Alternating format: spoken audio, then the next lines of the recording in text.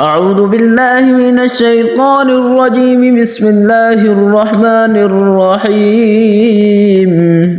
تبارك الذي بيده الملك وهو على كل شيء قدير، الذي خلق الموت والحياة ليبلوكم أيكم أحسن عملا وهو العزيز الغفور، الذي خلق 7 سماوات طباقا ما ترى في خلق الرحمن من تفاوت فارجع البصر هل ترى من فطور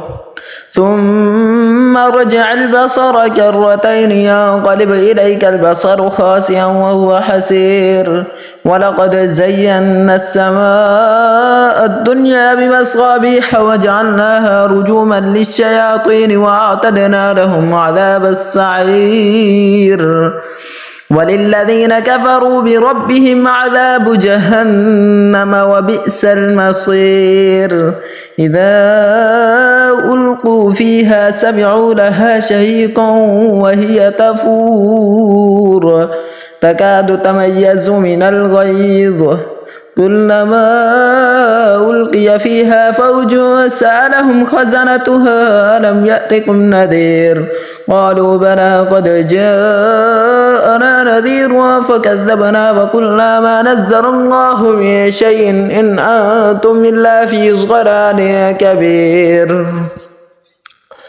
وقالوا لو كنا نسمع أو نعقل ما كنا في أصحاب السعير، فاعترفوا بذنبهم فسحقا لأصحاب السعير. إن الذين يخشون ربهم بالغيب لهم مغفرة وأجر كبير، وأسروا قولكم ما بجهروا به إنه عليم بذات الصدور.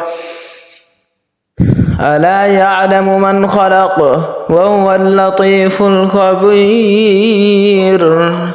ألا يعلم من خلق وهو اللطيف الخبير. هو الذي جعل لكم الأرض ذلولا فامشوا في مناكبها وكلوا من رزقه وإليه النشور.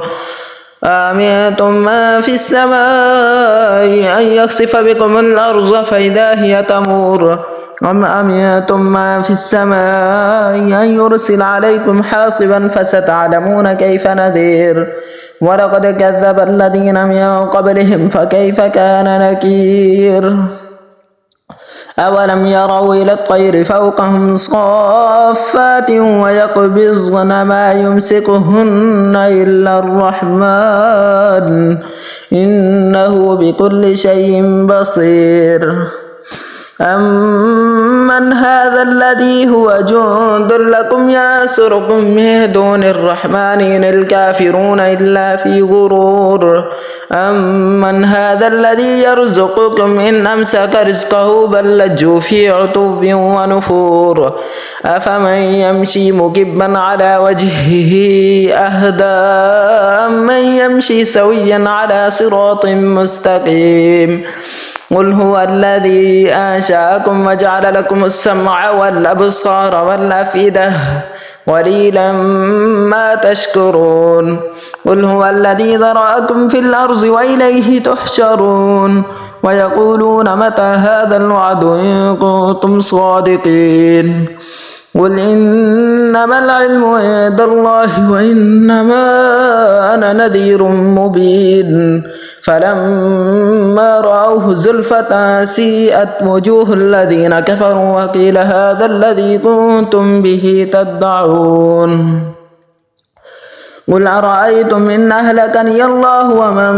معي أو رحمنا فمن يجير الكافرين من عذاب أليم.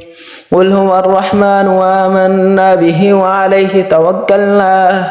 فستعلمون من هو في ضلال مبين. قل أرأيتم إن أصبح ماؤكم غورا فمن يأتيكم بماء معين. بسم الله الرحمن الرحيم. نون والقلم وما يسطرون ما أنت بنعمة ربك بمجنون وإن لك لأجرا غير ممنون وإنك لعلى خلق عظيم فستبصر ويبصرون بأيكم المفتون إن ربك هو أعلم بمن ضل عن سبيله وهو أعلم بالمهتدين فلا تطع المكذبين ودوا لو تدهن فيدهنون ولا تطع كل حلاف مهين هماز مشاء بنميم مناع للخير معتد أثيم عتل بعد ذلك زنيم أن كان ذا مال وبنين إذا تتلى عليه آياتنا قال أساطير الأولين سنسمه على الخرطوم إنا بلوناهم كما بلونا أصحاب الجنة إذ أقسموا ليصرمنها مصبحين ولا يستثنون فطاف عليها طائف من ربك وهم نائمون فأصبحت كالصريم فتنادوا مصبحين أن اغدوا على حرثكم إن كنتم صارمين فانطلقوا وهم يتخافتون ألا يدخلنها اليوم عليكم مسكين وغدوا على حرد قادرين فلما رأوها قالوا إنا لضالون بل نحن محرومون قال أوسطهم ألم أقل لكم لولا تسبحون قالوا سبحان ربنا إنا كنا ظالمين فأقبل بعضهم على بعض يتلاومون قالوا يا ويلنا إنا كنا طاغين عسى ربنا أن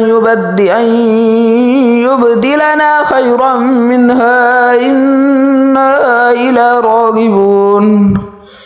إنا إلى ربنا راغبون كذلك العذاب ولعذاب الآخرة أكبر لو كانوا يعلمون إن للمتقين عند ربهم جنات النعيم أفنجعل المسلمين كالمجرمين ما لكم كيف تحكمون أم لكم كتاب فيه تدرسون إن لكم فيه لما تخيرون أم لكم أيمان علينا بالغة إلى يوم القيامة إن لكم لما تحكمون سلهم أيهم بذلك زعيم أم لهم شركاء فليأتوا بشركائهم إن كانوا صادقين يوم يكشف عن ساق ويدعون إلى السجود فلا يستطيعون خاشعة أبصارهم ترهقهم ذلة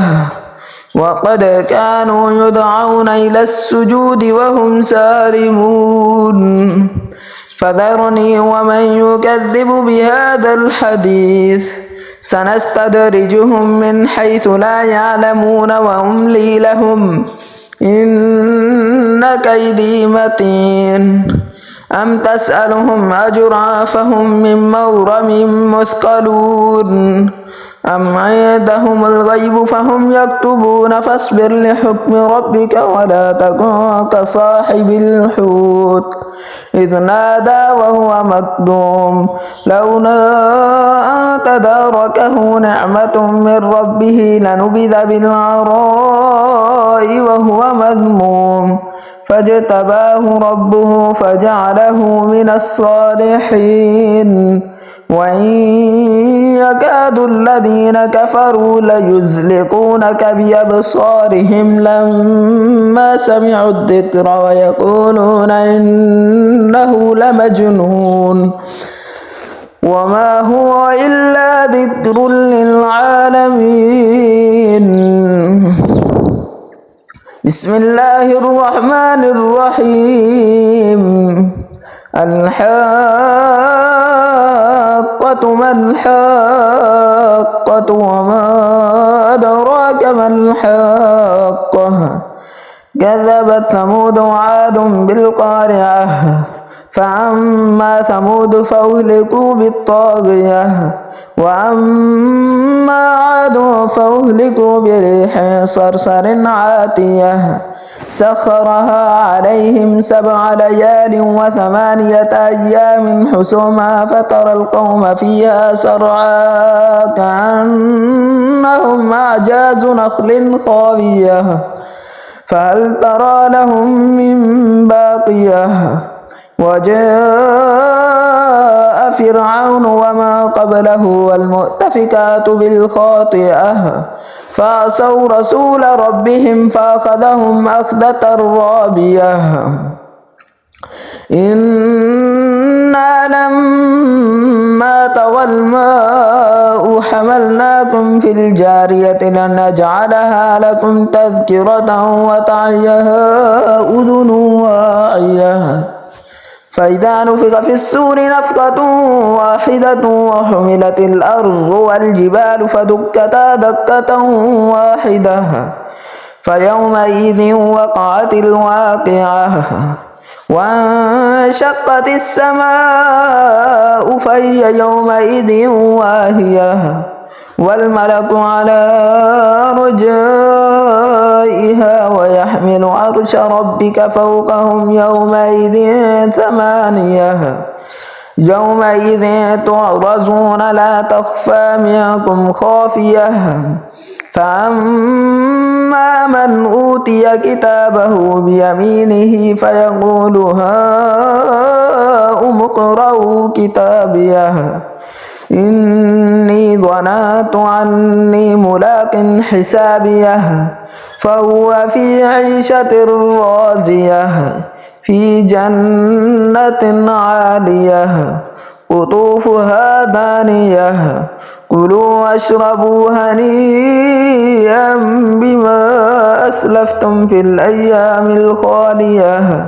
وأما من أوتي كتابه بشماله فيقول يا ليتني لم أوت كتابيه ولم أدر ما حسابيه يا ليتها كانت القاضية ما أغنى عني ماليه هلك عني سلطانيه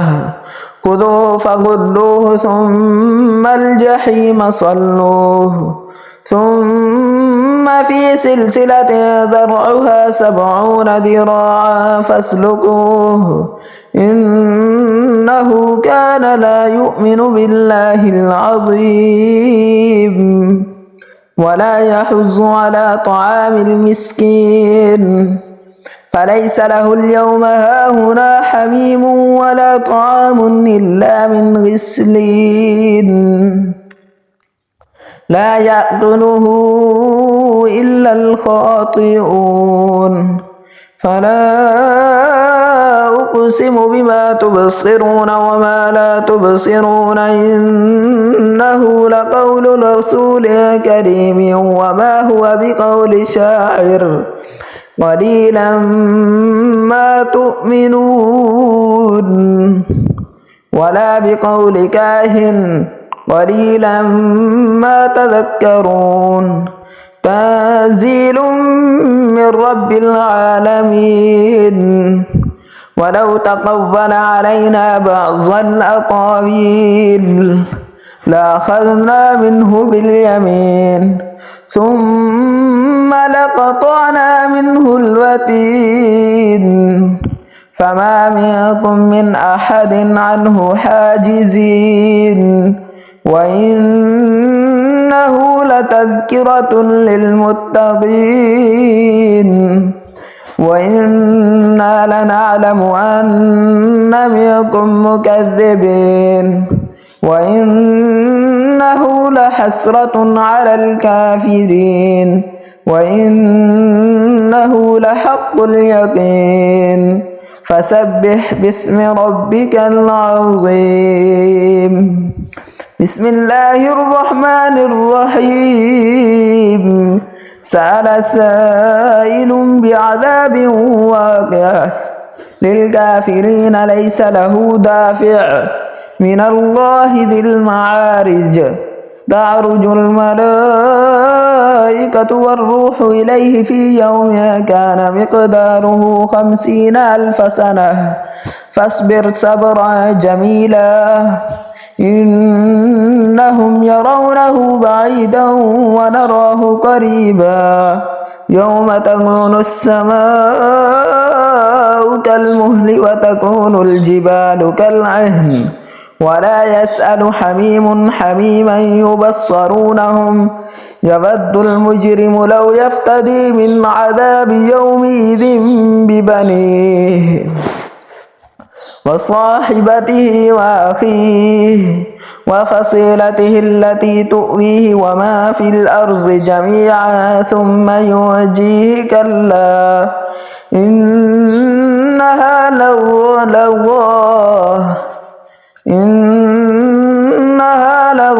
نزاعة للشوى تدعو من أدبر وتولى وجمع فأوعى إن الإنسان خلق هلوعا إذا مسه الشر جزوعا وإذا مسه الخير منوعا إلا المصلين الذين هم على صلاتهم دائمون والذين في أموالهم حق معلوم للسائل والمحروم والذين يصدقون بيوم الدين والذين هم من عذاب ربهم مشفقون إن عذاب ربهم غير مأمون والذين هم لفروجهم حافظون إلا على أزواجهم أو ما ملكت أيمانهم فإنهم غير ملومين فمن ابتغى وراء ذلك فأولئك هم العادون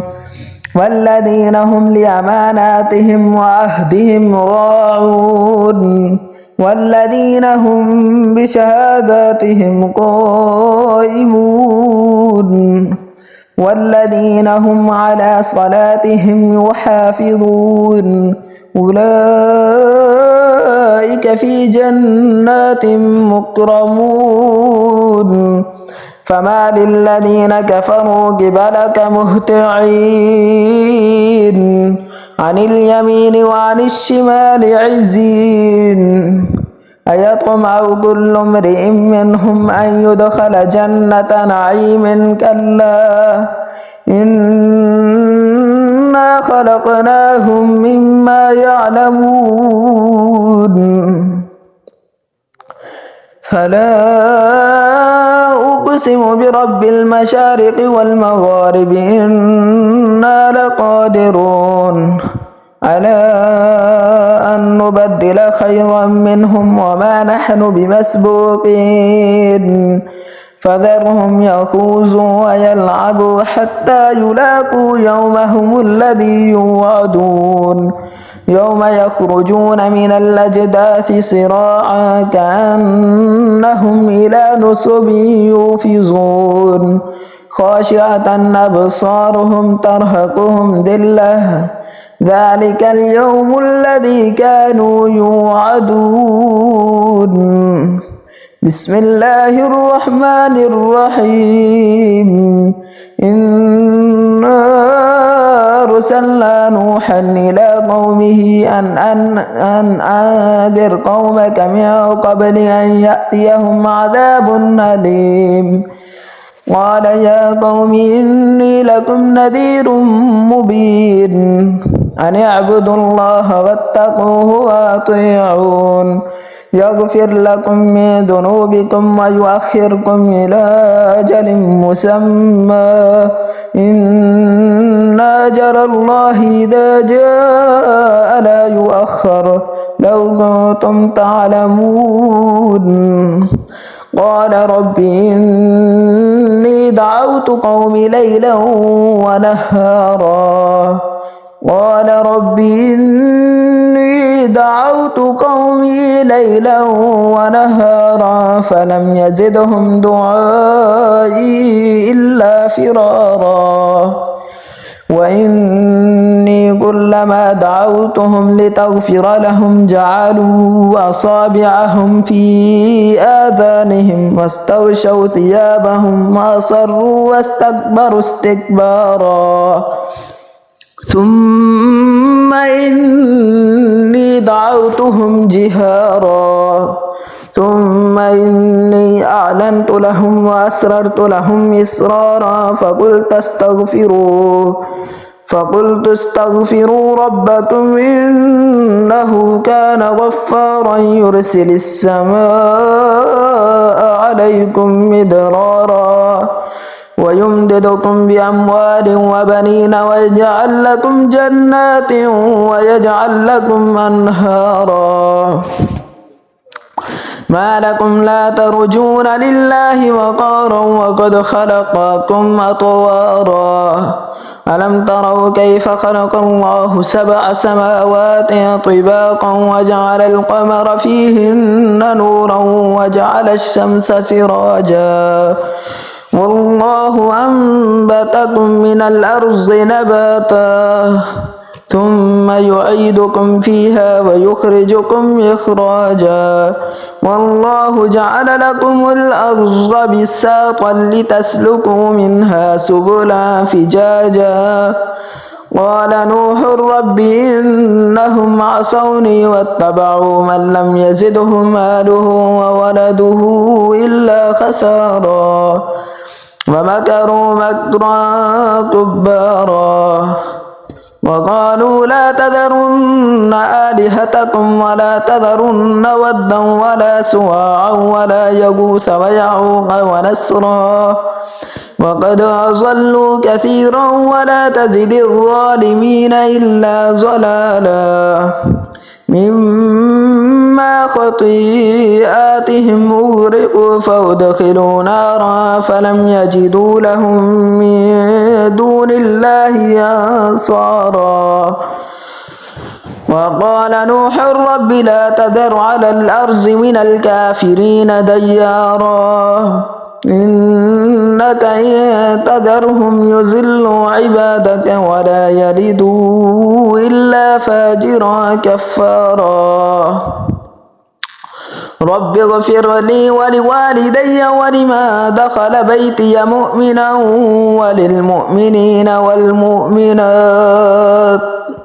ولا تزد الظالمين إلا تبارا الرحمن الرحيم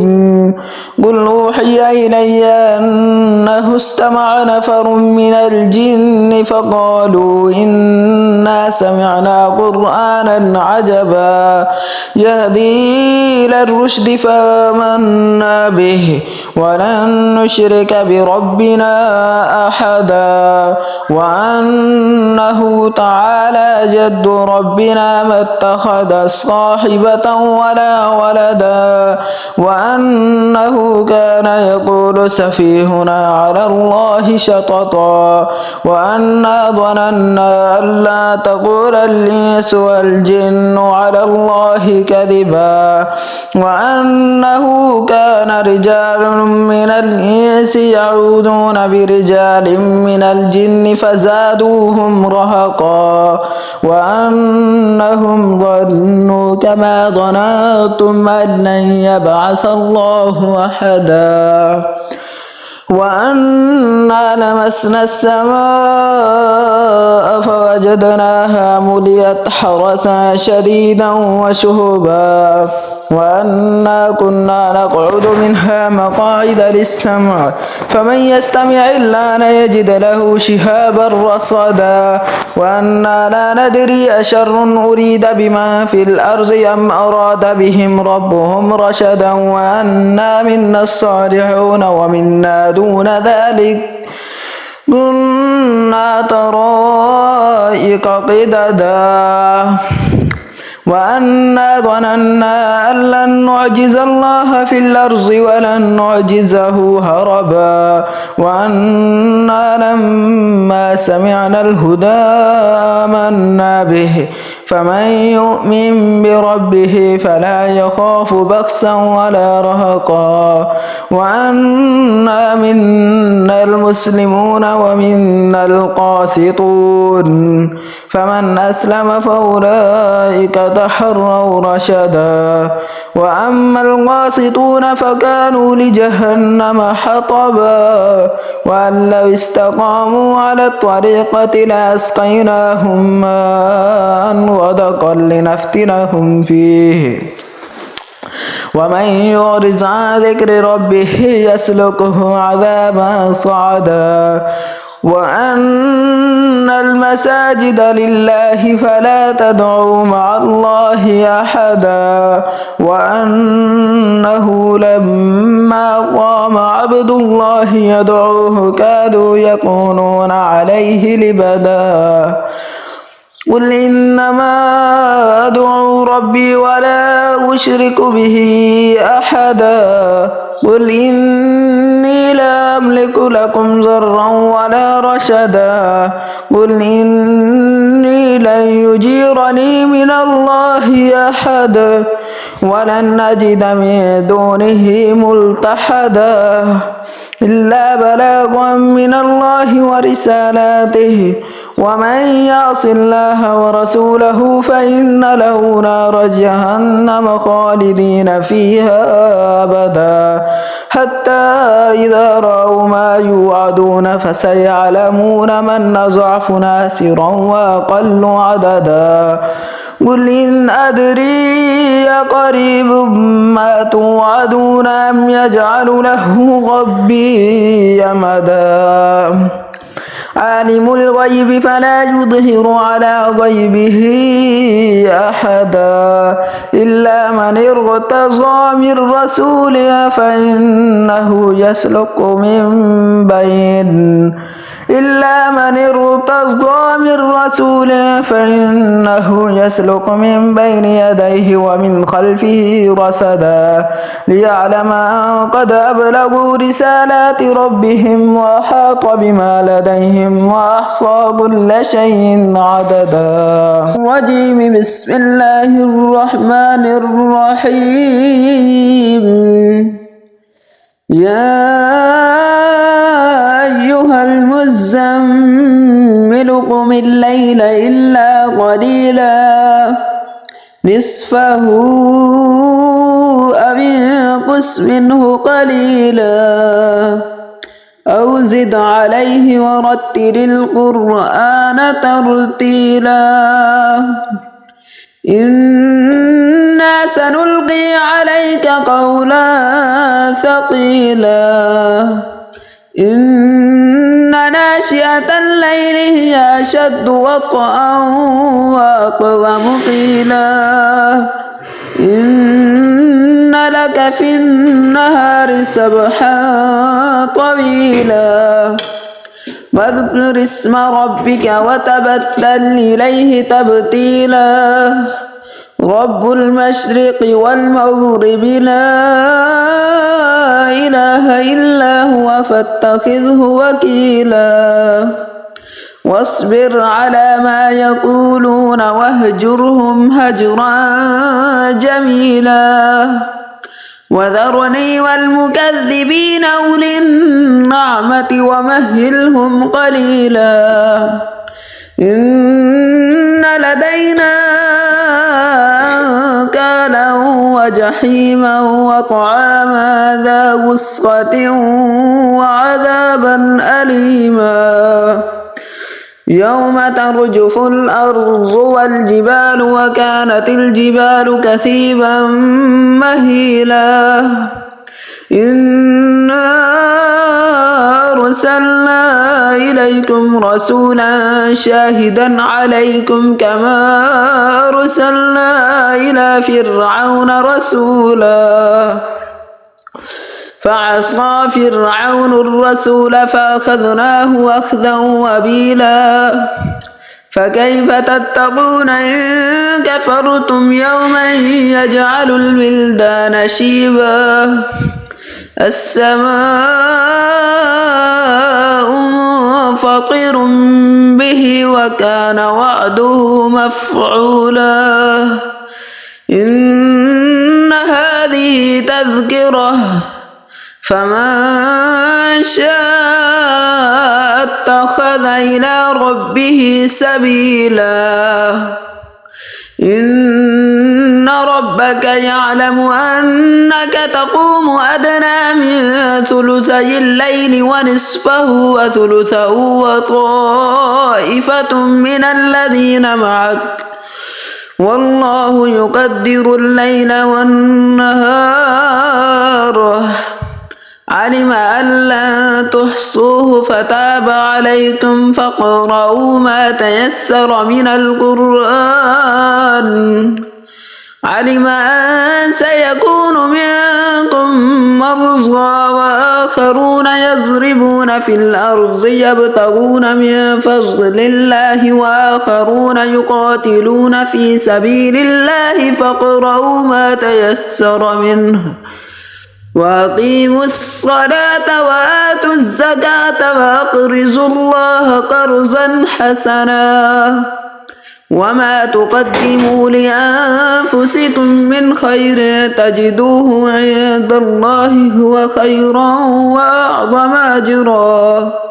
واستغفروا الله إن الله غفور رحيم. الشيطان الرجيم بسم الله الرحمن الرحيم. يا أيها المدثر قم فأنذر وربك فكبر وثيابك فطهر والرجز فاهجر ولا تمنن تستكثر ولربك فاصبر فإذا نقر في الناقور فذلك يومئذ يوم عسير على الكافرين غير يسير ذرني ومن خلقت وحيدا وجعلت له مالا ممدودا وبنين شهودا ومهدت له تمهيدا ثم يطمع أن أزيد كلا إنه كان لآياتنا عنيدا سأرهقه صعودا إنه فكر وقدر فقتل كيف قدر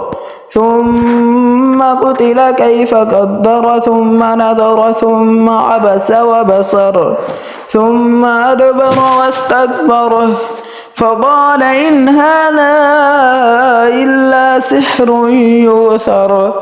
إن هذا إلا قول البشر سأصليه سقر وما أدراك ما سقر لا تبقي ولا تذر لواحة للبشر عليها 19 وما جعلنا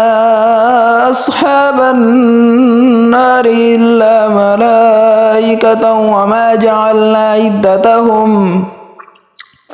وما جعلنا عدتهم إلا فتنة للذين كفروا ليستيقن الذين أوتوا الكتاب ويزداد الذين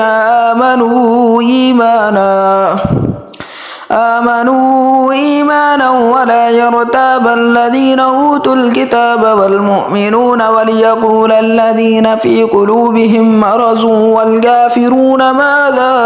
أراد الله بهذا مثلا كذلك يضل الله من يشاء ويهدي من يشاء وما يعلم جنود ربك إلا هو وما هي إلا ذكرى للبشر كلا والقمر والليل إذ أدبر والصبح إذا أسفر إنها لإحدى الكبر نذيرا للبشر لمن شاء منكم أن يتقدم أو يتأخر كل نفس بما كسبت رهينة إلا أصحاب اليمين في جنات يتساءلون عن المجرمين ما سلككم في سقر قالوا لم نك من المصلين ولم نك نطعم المسكين وكنا نخوض مع الخائضين وكنا نكذب بيوم الدين حتى أتانا اليقين فما تنفعهم شفاعة الشافعين فما لهم عن التذكرة معرضين كأنهم حمر مستنفرة فرت من قسورة بل يريد كل امرئ منهم أن يؤتى صحفا منشرة كلا بل لا يخافون الآخرة كلا إنه تذكرة فمن شاء ذكره وما يذكرون إلا أن يشاء الله وأهل التقوى وأهل المغفرة بسم الله الرحمن الرحيم لا أقسم بيوم القيامة ولا أقسم بالنفس اللوامة أيحسب الإنسان أن لن نجمع عظامه بلى قادرين على أن نسوي بنانه بل يريد الإنسان ليفجر أمامه يسأل أيان يوم القيامة فإذا برق البصر وخسف القمر وجمع الشمس والقمر يقول الإنسان يومئذ أين المفر كلا لا وزر إلى ربك يومئذ المستقر ينبأ الإنسان يومئذ بما قدم وأخر بل الإنسان على نفسه بصيرة ولو ألقى معاذيره لا تحرك به لسانك لتعجل به إن علينا جمعه وقرآنه فإذا قرأناه فاتبع قرآنه ثم إن علينا بيانه كلا بل تحبون العاجلة وتذرون الآخرة وجوه يومئذ ناظرة إلى ربها ناظرة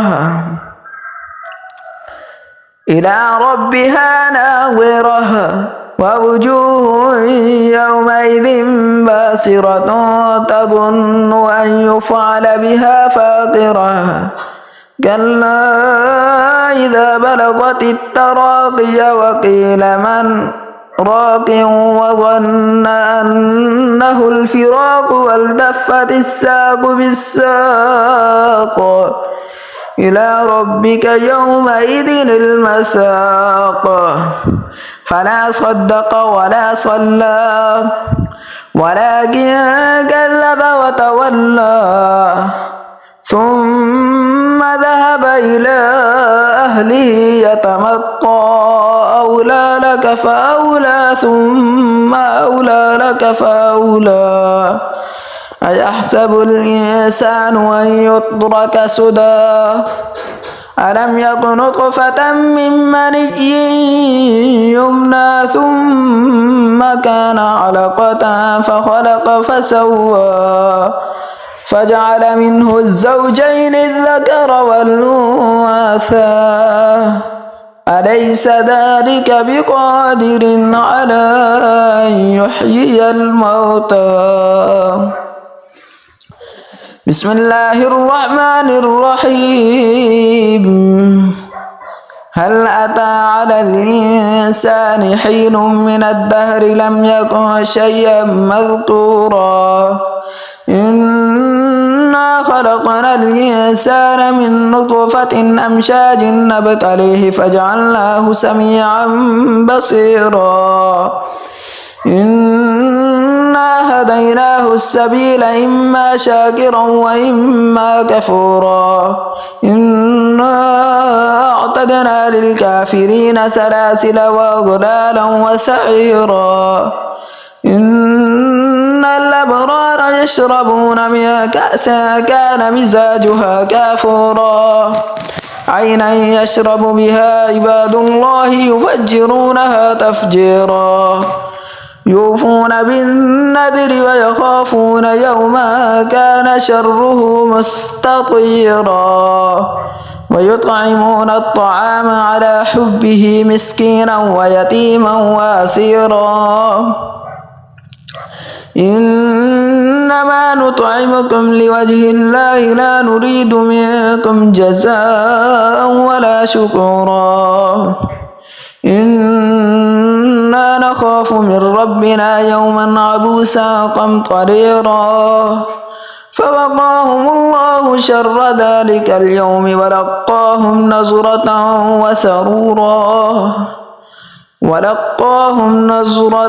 وسرورا وجزاهم بما صبروا جنة وحريرا متكئين فيها على الأرائك لا يرون فيها شمسا ولا زمهريرا ودانية عليهم ظلالها وذللت قطوفها تذليلا ويطاف عليهم بآنية من فضة وأكواب كانت قوارير من فضة قدروها تقديرا ويسقون فيها كأسا كان مزاجها زنجبيلا عينا فيها تسمى سلسبيلا ويطوف عليهم ولدان مخلدون إذا رأيتهم حسبتهم لؤلؤا منثورا وإذا رأيت ثم رأيت نعيما وملكا كبيرا عاليهم ثياب سندس خضر واستبرق وحلوا وسابر من فضة وسقاهم ربهم شرابا طهورا إن هذا كان لكم جزاء وكان سعيكم مشكورا إنا نحن نزلنا عليك القرآن تنزيلا فاصبر لحكم ربك ولا تطع منهم آثما أو كفورا واذكر اسم ربك بكرة وأصيلا ومن الليل فاسجد له وسبحه ليلا طويلا إن هؤلاء يحبون العاجلة ويذرون وراءهم يوما ثقيلا نحن خلقناهم وشددنا أسرهم وإذا شئنا بدلنا أمثالهم تبديلا إن هذه تذكرة فمن شاء اتخذ إلى ربه سبيلا وما تشاءون إلا أن يشاء الله إن الله كان عليما حكيما يدخل من يشاء في رحمته والظالمين أعد لهم عذابا أليما بسم الله الرحمن الرحيم والمرسلات عرفا فالعاصفات أسفا والناشرات نشرا فالفارقات فرقا فالملقيات ذكرا عذرا أو نذرا إنما توعدون لواقع فإذا النجوم طمست وإذا السماء فرجت وإذا الجبال نسفت وإذا الرسل أقتت لأي يوم أجلت ليوم الفصل وما أدراك ما يوم الفصل ويل يومئذ للمكذبين ألم نهلك الأولين ثم نتبعهم الآخرين كذلك نفعل بالمجرمين ويل يومئذ للمكذبين ألم نخلقكم من ماء مهين فجعلناه في قرار مكين إلى قدر معلوم فقدرنا فنعم القادرون ويل يومئذ للمكذبين ألم نجعل الأرض كفاتا أحياء وأمواتا وجعلنا فيها رواسي شامخات وأسقيناكم ماء